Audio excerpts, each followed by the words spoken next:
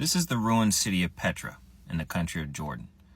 Now, we've all seen the Indiana Jones part. We've seen this part of the city, but we haven't seen the rest of the city. And there was a catastrophic high heat event that wiped out this area. And by the way, how did they build this with hammer and chisel in 400 to 200 BC? How did they get this doorway? And look at that circle up there. How'd they cut that out? How'd they cut this out of the mountainside with no technology? This video is not about ancient technology. I've already done videos like that, but they couldn't have built that without technology. But look at that. That's melted rock. That's melted rock.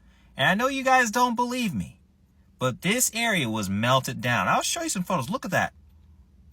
You see the drip downs, the lines of drip downs where that guy's walking?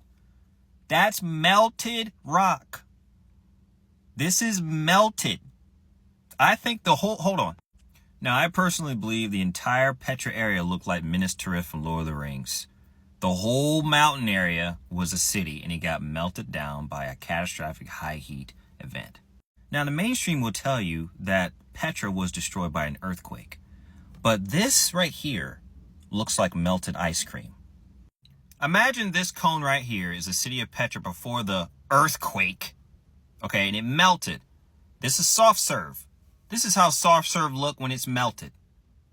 And this is how scooped ice cream looks when it's melted. It's deformed. You see how it's deformed? It's dripping down. That's the same thing that's happening with the city of Petra.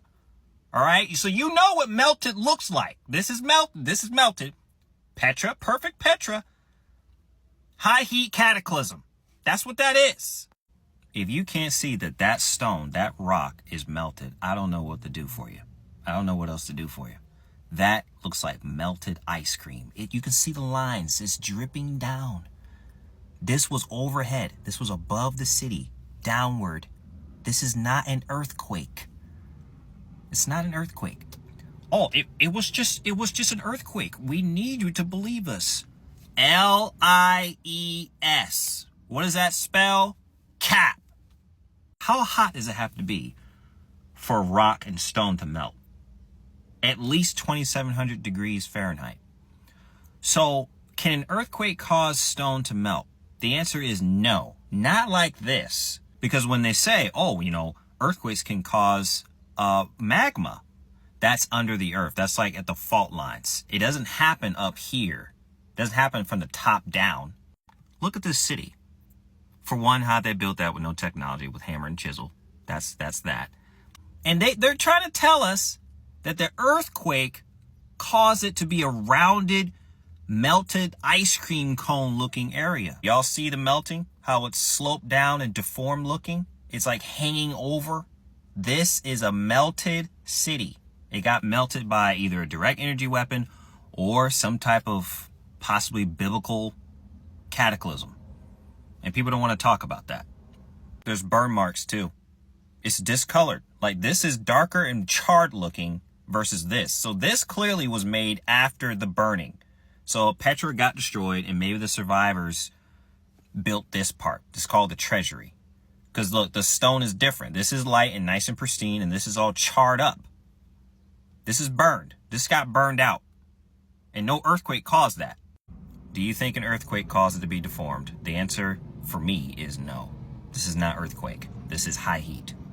Again, look at that. Slope down. They're sloped down. It's leaning that way. See that?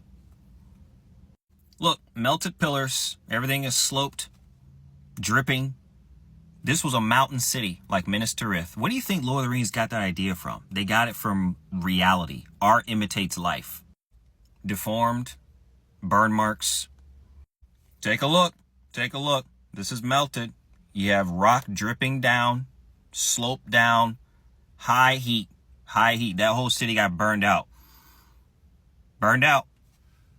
The point of this video is to get you to open your eyes and question the mainstream and be a critical thinker and don't just accept what the mainstream and the news and the history books and these officials.